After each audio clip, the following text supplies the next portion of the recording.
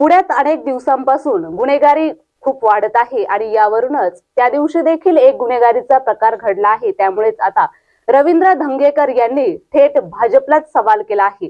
त्यांनी म्हटलं आहे की भारतीय जनता पार्टीने या गुन्हेगारांना राजकीय आश्रय दिले आहेत, हे त्यांनी लवकरात लवकर थांबवले पाहिजे आणि पोलिसांनी गुन्हेगारांवर कडक कारवाई देखील केली पाहिजे। काल एका गुन्हेगारावर गोळीबार देखील झाला आहे, यामुळे नागरिक अतिशय भयभीत देखील झाले आहेत। जर अशा गुन्हेगारीला आळा घालायचा असेल तर भारतीय जनता पार्टीने गुन्हेगारांना राजकीय आश्रय देणे हे पहिलं थांबवलं पाहिजे। पुणे हे सुरक्षित राहण्यासाठी प्रयत्न केला पाहिजे। छोट्या मोठ्या गोष्टी चंद्रकांत पाटील यांच्या लक्षात येत नाही असं देखील त्यांनी म्हटलं आहे।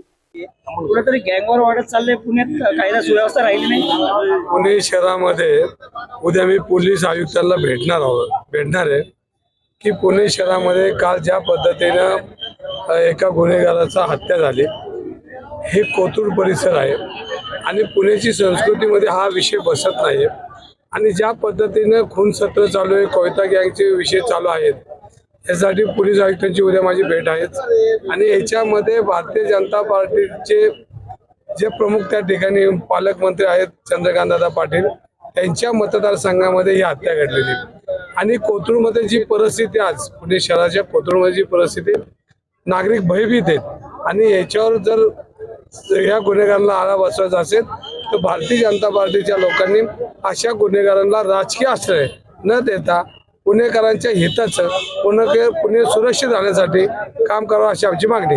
एकीकडे पाहिलं तर अजित पवार, दुसरीकडे चंद्रकांत पाटील एकमेकांना कुठेतरी कमी लेखण्यासाठी किंवा स्वतःचा दबदबा वाढवण्यासाठी पुण्याचं लक्षात दुर्लक्षित होतं।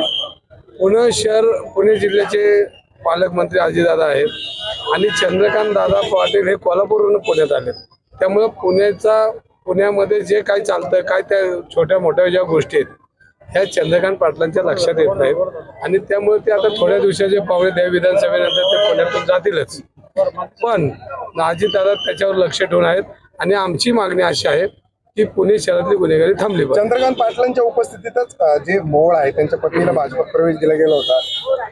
पुणे शहरामध्ये जे जे गुन्हेगार राजकीय आश्रय असणार आहेत